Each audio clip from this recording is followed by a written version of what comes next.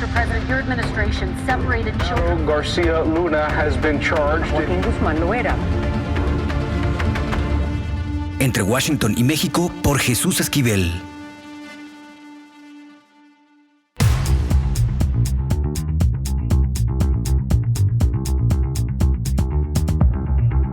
¿Qué oles?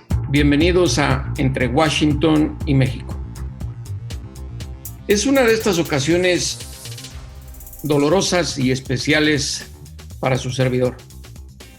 Me había rehusado a llevar un tipo de entrevista de esta naturaleza por el dolor que siente el gremio y en particular por la pérdida de un gran amigo y colega, Javier Valdés. Ocurrieron acontecimientos recientemente que tienen que ver con su caso. Es una de las manchas negras en la historia de nuestro país de derechos humanos y de asesinatos contra periodistas. Para hablar de esto, y le doy la bienvenida a Griselda Triana, la viuda de Javier Valdés. Triana, gracias por aceptar esta invitación entre Washington y México. Gracias a ti, Jesús. Gracias, Laura. Y bueno, yo sé que no es fácil para mí ni para decenas y decenas de periodistas de México, pero bueno, creo que es importante hablar. Gris, recientemente fue liberado Dámaso López Serrano, el Minilic, una de las personas a quienes se le señala en el caso del asesinato de Javier. ¿Cuál es tu reacción a lo que hicieron las autoridades judiciales en Estados Unidos con este personaje conocido como integrante en algún momento del narcotráfico en Sinaloa?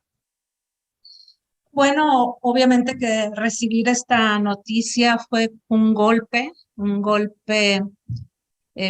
fuerte, emocional, físico, y que desde luego pues me provocó indignación, impotencia, coraje, porque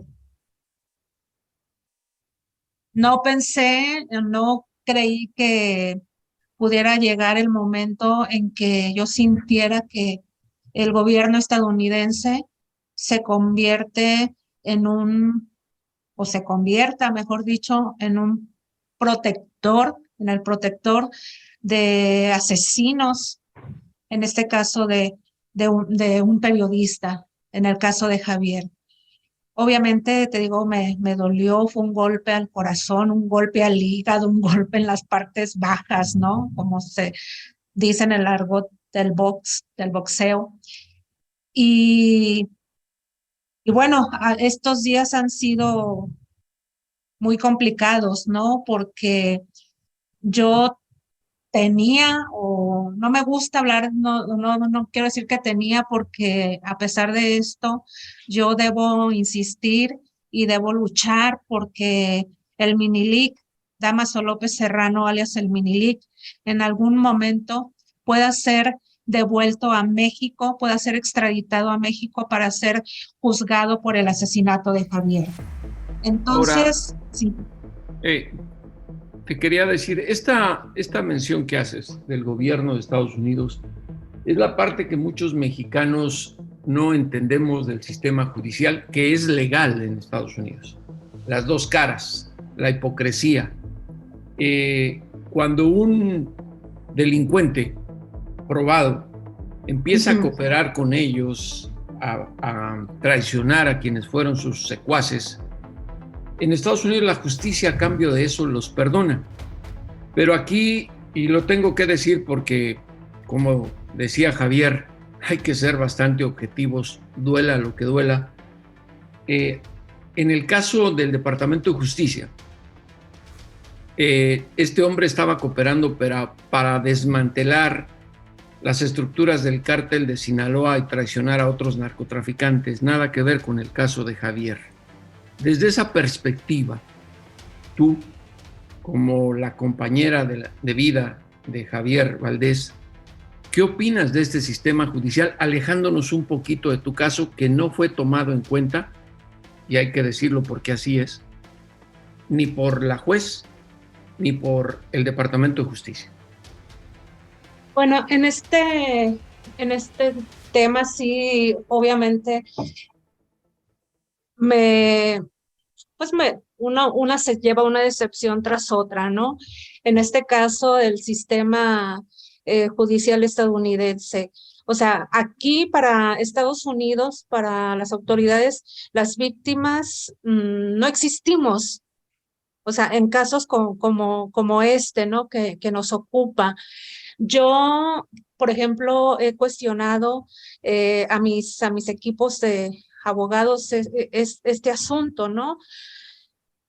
El gobierno estadounidense utiliza a delincuentes como del que ya hablamos, precisamente para extraerles toda la información que ellos necesitan, y para eso les brindan este tipo de protección, ¿no? Que es, bueno, finalmente para ellos es un privilegio.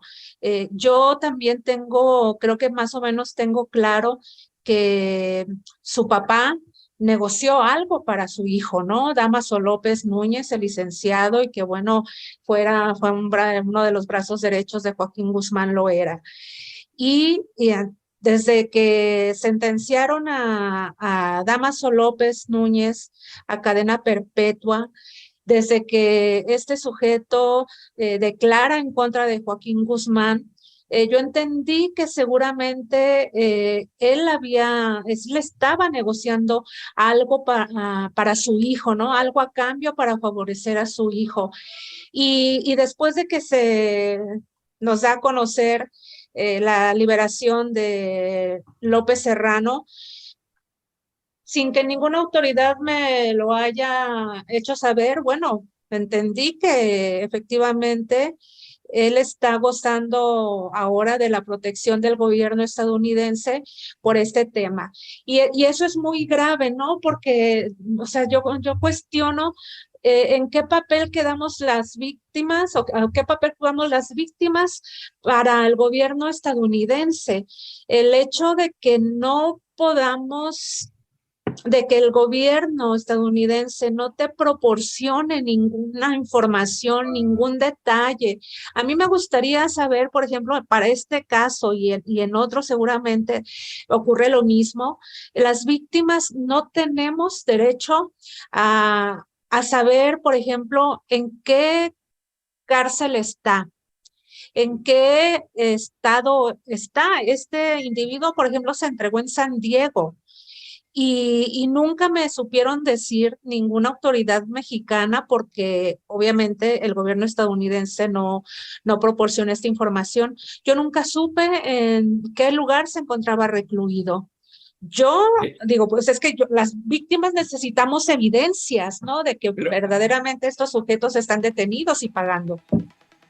Gris, yo conozco un poquito este sistema y cómo opera.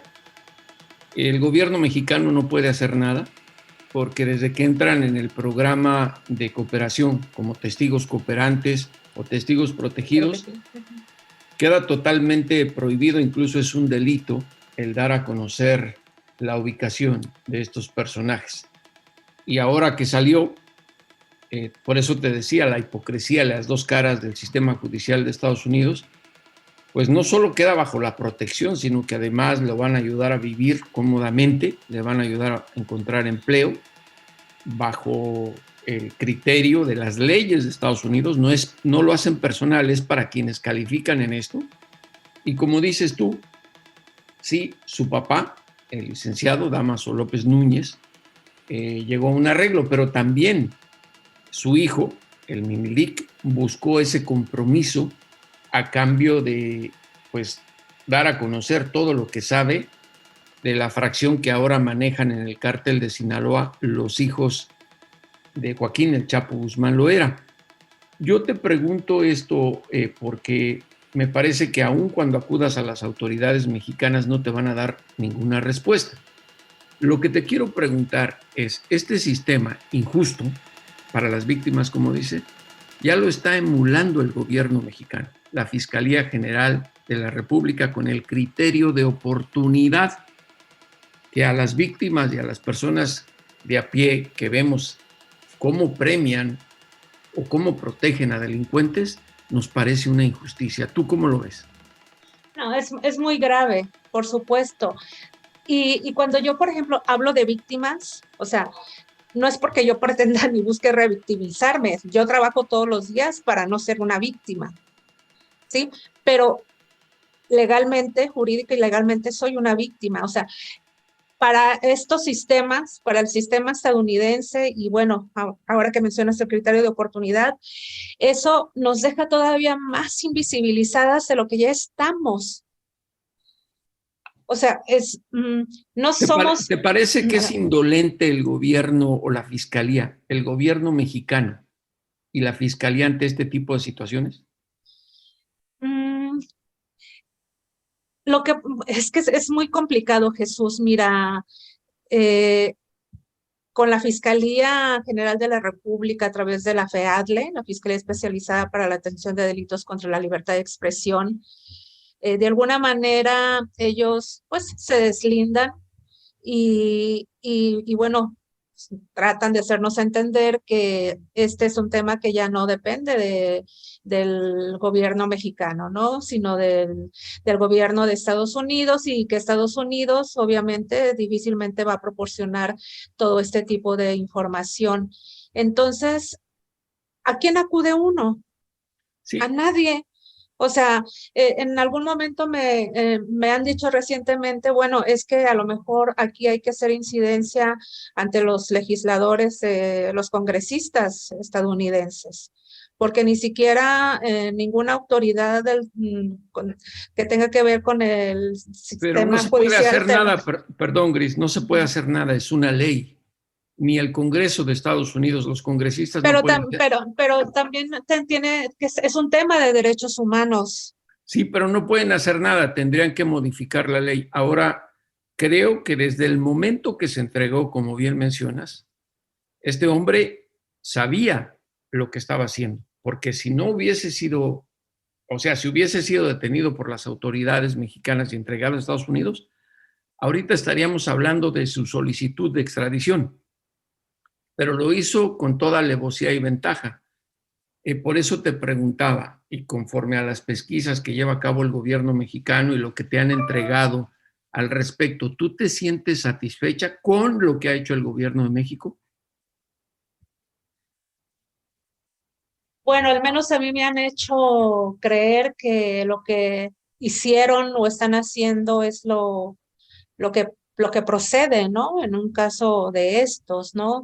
Que es un caso que ya no depende de la Fiscalía, sino de la Secretaría de Relaciones Exteriores, por ejemplo, que es esta secretaría la que tiene que establecer un contacto con el gobierno estadounidense, porque ya es un tema de Estado, ¿no? Es un tema político.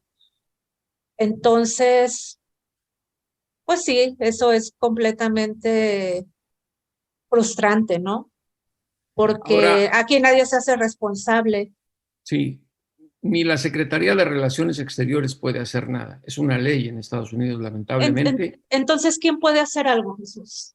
Pues ya O sea, es muy, pero es que para mí, y yo creo que para cualquier familia de periodista que ha sido asesinado, desaparecido, es realmente decepcionante, ¿no? Cuando hablamos de que sí, o sea, está protegiendo, yo insisto, está protegiendo a Estados Unidos al asesino de un periodista.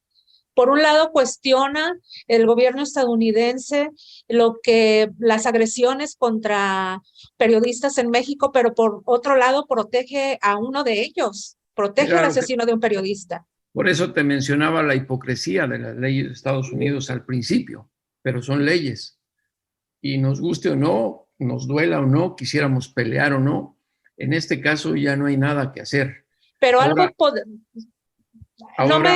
me gusta esa parte, ¿no? A mí en una ocasión una persona me dijo, hacía muy poco que habían asesinado a Javier, y me dijo que el crimen de Javier nunca se iba a aclarar.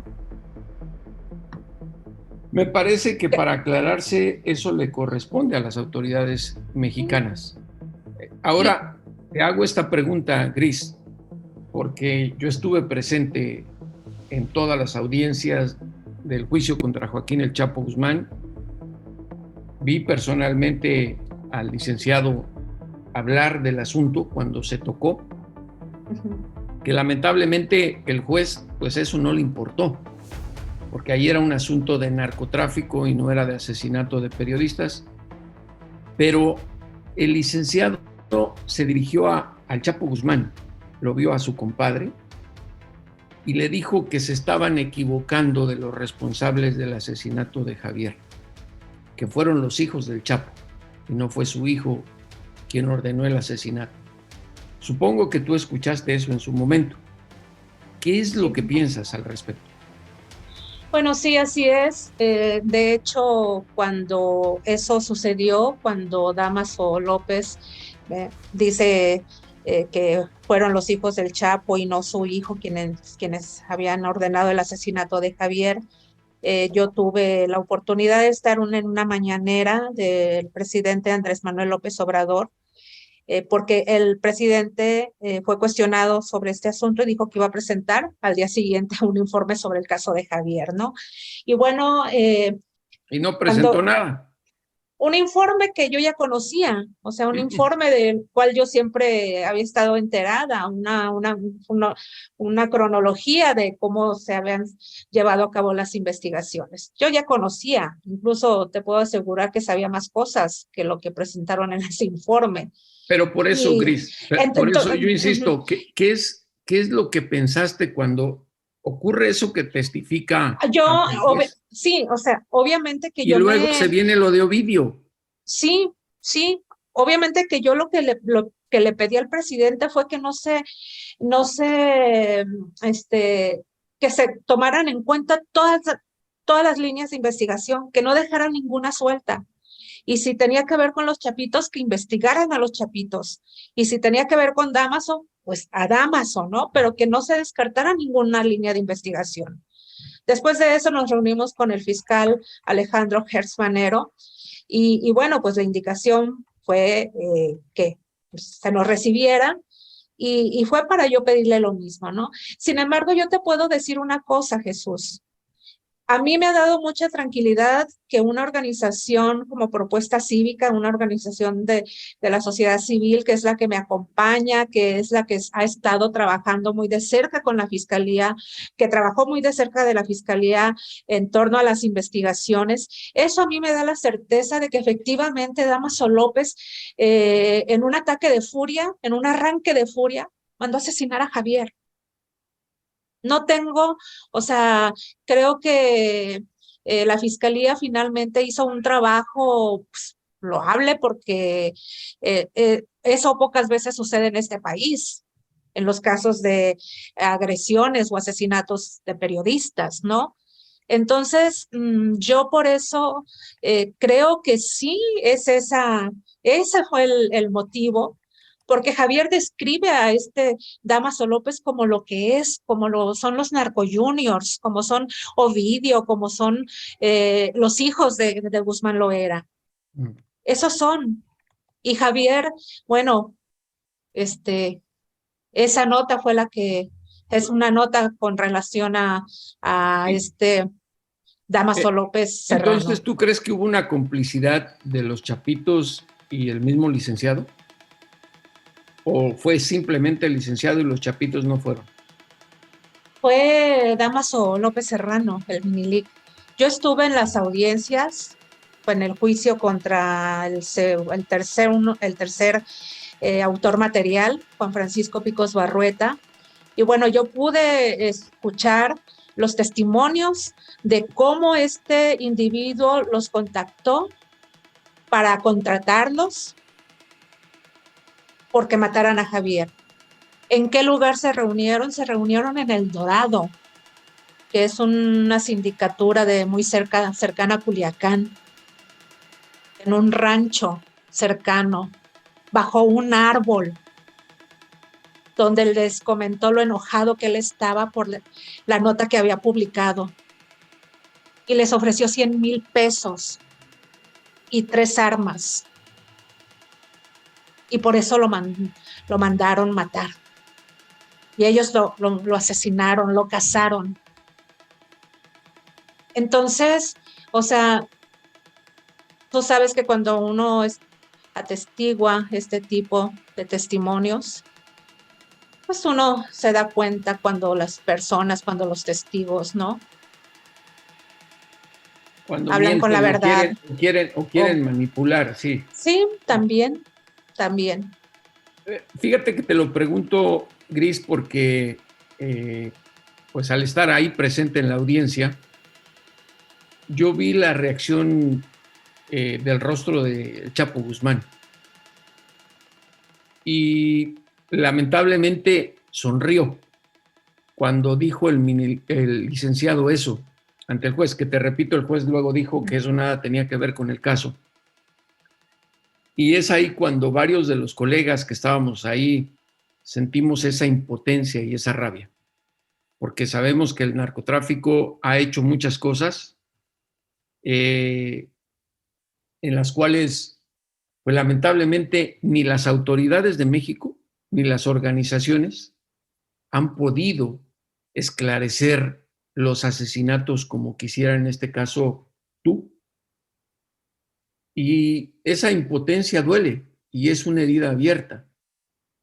Por eso es que había que abordar todas las posibilidades en un caso tan complicado como el de Javier. Y en ese sentido te pregunto, ¿hasta qué punto te sientes por lo menos satisfecha de cómo se ha manejado el caso del lado mexicano? Porque del lado de Estados Unidos, te insisto, son las leyes y conocemos la hipocresía del Departamento de Justicia. No hay nada que hacer. Mira, creo que la Fiscalía, y te digo, acompañada, observada por Propuesta Cívica, por esta organización que me representa, estoy tranquila, creo que hicieron lo que tenían que hacer, incluso hasta más, si consideramos que nunca se hace lo suficiente. Estoy hasta cierto punto tranquila también porque aunque aunque ahora se complica la extradición, sabemos que él fue. Ahora lo que falta es que venga a este país, que sea extraditado. Y bueno, esto no ocurre te lo he mencionado en varias ocasiones, esto no ocurre con la mayoría de los periodistas asesinados y desaparecidos en este país. Siempre queda nada más, si les va bien, se detiene a los autores materiales, pero a los intelectuales nunca. La autoridad intelectual, en el caso de Javier, ya sabemos de dónde proviene. Falta esa parte, ¿no? Yo únicamente le deseo que tenga una larga vida, así como a cada uno de los autores materiales, a quienes ejecutaron a Javier, que tengan una larga vida para que en las noches no puedan dormir por lo que hicieron, o que sepan que están encerrados tras unas rejas por lo que le hicieron a Javier, y que el Minilic sepa que difícilmente vendrá a México porque lo pueden matar. O sea, ¿de qué les puede servir ser testigos protegidos, no? O sea, sí, se pasean con total impunidad en las calles de Estados Unidos, podrán tener otra identidad, trabajo, pero no dejarán de ser lo que son, unos asesinos. ¿Has hablado con la Cancillería al respecto? No, de hecho, ninguna autoridad en México me ha buscado por el caso de Javier, excepto el titular de la Fiscalía Especializada. Pero además, pues no tienen por qué buscarme, ¿no? O sea, es bien sabido que a ninguna autoridad le interesa qué es lo que le pasa a un periodista en México. Por eso te preguntaba que si tú habías acudido a la Cancillería.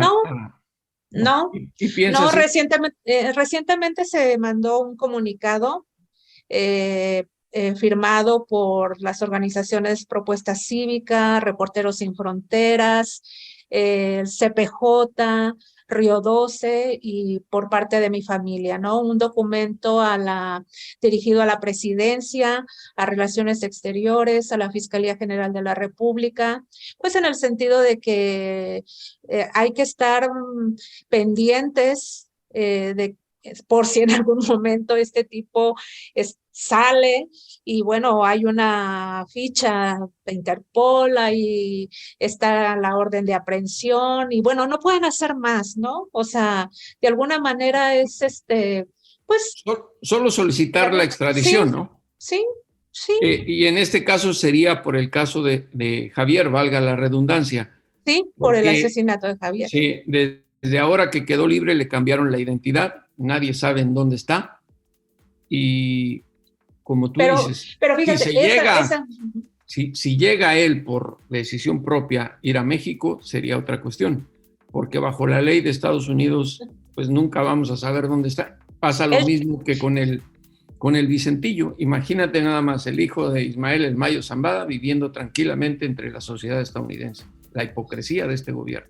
Sí, es un gobierno hipócrita. Lo sé, ahora lo sé. Y la verdad, pues es muy triste, ¿no? Que una sociedad como la de Estados Unidos, pues conviva con este tipo de personajes que nunca dejarán de ser lo que son. Gris, muchísimas gracias por esta conversación.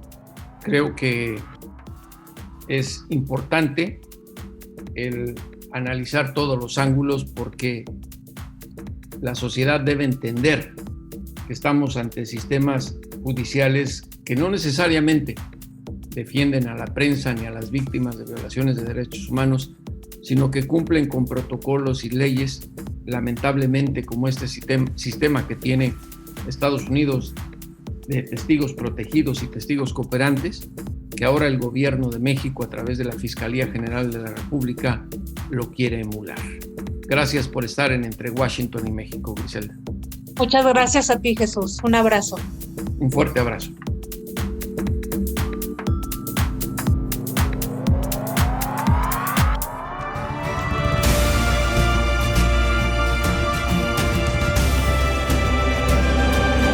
Entre Washington y México. Volvemos. Pucha Play con Gonzalo Lira.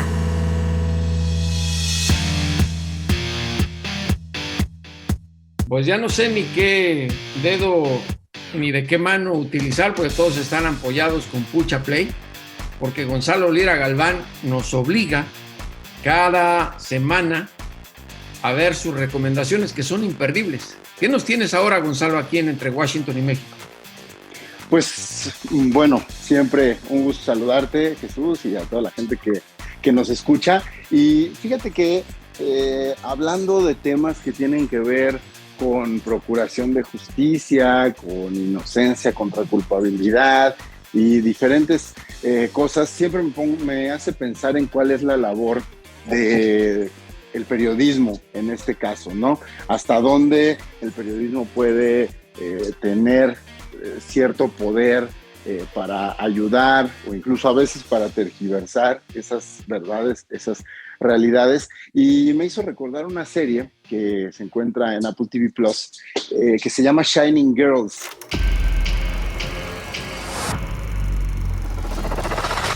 Está inspirada en una novela y es la historia, es una historia muy particular porque se centra en el personaje de una mujer que sufrió abuso durante su infancia y cómo empieza a tener lo que en un principio parecen solo como flashbacks, recuerdos de su abusador, pero lentamente nos vamos dando cuenta de que más bien es muy probable que la serie esté jugando con los viajes en el tiempo y a partir de ahí hacer una alegoría de cómo los recuerdos, y sobre todo los recuerdos traumáticos, son una forma de viajar de regreso y volver a vivir las cosas tal cual fueron. Y hablando del tema del periodismo, pude platicar con Wagner Moura, este actor brasileño que seguramente recuerdan en la serie de Narcos. Él hizo el papel de Pablo Escobar en las primeras temporadas. que además me tomó por sorpresa saber que Wagner no es precisamente actor de formación, sino es colega, es periodista e interpreta a un periodista en esta serie, el periodista que ayuda a esta mujer a empezar a desenmarañar esos mismos recuerdos y esos mismos traumas y encontrar de alguna forma a quien fue culpable del abuso de la protagonista, pero que pudiera ser el culpable de muchos otros abusos que se están empezando a suceder en la trama. ¿Te parece que lo escuchemos sobre la importancia del periodismo y bueno, en este caso de interpretarle a un periodista para hablar de la verdad? Vamos a escuchar. Yo leí los 3 primeros guiones y me pareció como súper bien escritos, ¿no? Creo que es una mezcla muy difícil y que toca un asunto muy importante, sobre todo para nosotros latinoamericanos. Ahí en México sé que es un tema muy duro, que es los crímenes contra las mujeres, ¿no? Muchas mujeres asesinadas solamente porque son mujeres. El hecho de ser un periodista, ese es mi background. Yo me gradué como periodista, trabajé como periodista por mucho tiempo y creo que hoy el periodismo está en un momento muy difícil con el avance de las fake news, con la gente se informando por las redes sociales, con presidentes en el mundo hablando cosas horribles sobre periodistas. Entonces, eso igual me atrajo mucho a ser un periodista, ¿no? Bueno, mi querido Gonzalo, vaya sorpresa con este actor. Nadie es perfecto. Imagínate, periodista y ahora actor. Bueno, pues muy interesante, ¿no? Mira, nadie es perfecto, pero hay quien sí toma buenas decisiones en su vida y de entre tú, Wagner Moura y yo, creo que es claro quién tomó la decisión correcta para su bolsillo, Jesús. Efectivamente, de eso no queda ninguna duda. El resto lo que hacemos son nimiedades ante lo que él tiene en la bolsa. Exactamente. Pero bueno, échenle un ojo. Shining Girls creo que es una muy buena opción en las plataformas, una muy buena serie que toca buenos temas y pues sí, la buena sorpresa de que Wagner es colega. Y ya lo saben, escucha Play con Gonzalo Lira Galván cada semana aquí en Entre Washington y México. Abrazo, Gonzalo. Abrazo. Lo importante es leer. Con Fernanda Álvarez. Supongo que ya deben tener un libro en la mano y si no, les da tiempo para agarrar uno, porque Fernanda Álvarez, y lo más importante es leer, ya está aquí en Entre Washington y México para hacernos siempre sus muy bien acertadas recomendaciones. Fer, ¿qué nos tienes? Hola, querido Jesús, pues siempre es un gusto estar con ustedes. Y por alguna razón, algo me dirá mi inconsciente, pero traigo 2 libros sobre madres. Pero son muy distintos entre sí. El primero es de una ensayista y poeta sobre todo que se llama María Negroni. Ella es autora argentina, pero ya lleva muchos años escribiendo y es la primera vez que publica un libro en literatura Random House. Se titula El corazón del daño. No podría llamarle yo un libro de ensayos porque es una mezcla como de notas, con poesía, con imágenes arrebatadoras, en el cual María Negroni habla de su madre, justamente, ¿no? Entonces hace un poco un recuento de la infancia de una madre a la cual ella siempre quiso acceder, pero por alguna u otra razón esta madre era demasiado fluida, era demasiado fuerte, demasiado imponente para una niña así, ¿no? Entonces es como un ajuste de cuentas entre amoroso, pero también con mucho dolor, ¿no? Que le hace Negroni a su madre, son apuntes, como les comento. Y también habla de literatura y de cómo uno puede crearse un lenguaje propio al margen de ese que la madre dio. Entonces quiero leerles un poquitito nada más que tiene que ver más con el lenguaje que no con la madre, que dice así: escribir es horrible, dijo Clarice Lispector. Yo diría que es también tramposo, porque decora el dolor, le pone plantitas, fotos, manteles y después se queda a vivir ahí para siempre, en la capilla ardiente del lenguaje, confiando en que nada pueda grabarse, porque si ya duele, ¿cómo podría doler más? Y este pequeñito fragmento lo tomo porque finalmente también es así la relación con la madre y porque todos tenemos un momento ríspido y con una construcción muy extraña de relación con esa figura materna tan fuerte, ¿no? Y también me acordaba mientras lo leía que si no lo han leído también se lo recomiendo muchísimo, el de Apegos Feroces de Vivian Bourne, que también es una especie de mosaicos en la que ella reconstruye la relación con la madre. Y es que, ¿cómo olvidar que tenemos mamá? Pues hay quienes están dudosos. Aunque hay Pero algunos sí tenemos un personajes origen. en política que la verdad pareciera que no tienen, pero bueno. ¿Y cuál es la segunda recomendación, Fer? La otra es una autora finlandesa que se llama Sofi Oksanen. Ella triunfó con una novela que se tituló Purga en su momento, después sacamos Norma, lo publica Salamandra, y ahora viene con El Parque de los Perros. Ella tiene una literatura, una forma de escribir súper potente. Es como si creara, a pesar de que los espacios en los cuales suceden las escenas son espacios abiertos, en este caso es un parque y también hay bares y lo que sea, pero siempre tiene como una capacidad de opresión que te hace sentir mientras la lees, ¿no? Porque pone también sobre la mesa un montón de cosas en denuncia, es decir, El Parque de los Perros es la historia de Olenka, que fue una chica que subrogaba su vientre para vender a los niños y poder ganar dinero, que después se convierte en la jefa de esa empresa, y de Diana, que muchos años después se reencuentran en un parque, ambas ya en situaciones muy precarias, donde ese pasado que les prometió ser grandes mujeres, modelos, triunfadoras, exitosas y con dinero, se vino abajo, ¿no? Entonces es una situación interesantísima la que hace Sofi, porque es una puesta en escena de una Ucrania pre-Rusia, pero bueno, preguerra, perdónenme, ¿no? En esta última ronda, pero esa Ucrania que tampoco ha logrado satisfacerse ni crearse como una sociedad distinta a la que le prometieron, más toda la corrupción que gira en torno a estos personajes, a esta sociedad, las mentiras que se tienen que construir para que ellas sean aceptados por esos próximos padres de familia que buscan mujeres ejemplares para que sus hijos sean de ese primer mundo, ¿no? Casi como de sueño americano. Y pues es toda la caída de estos ideales o de estas falsas promesas que les hacen a mujeres que las obligan de cierta forma a rentar sus cuerpos y donar sus óvulos. Y un tema tan polémico que pareciera mentira, pero está latente en muchos países altamente desarrollados, Fer.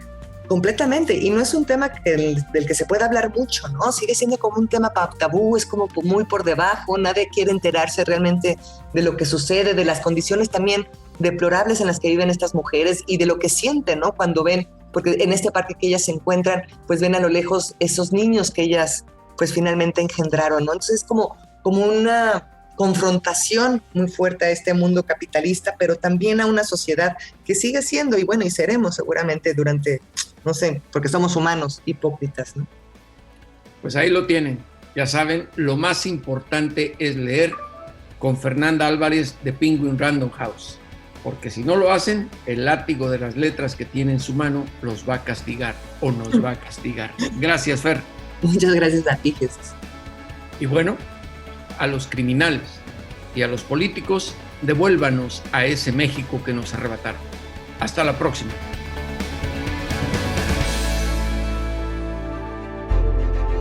Esto fue Entre Washington y México, una revisión semanal por la agenda bilateral y sus protagonistas.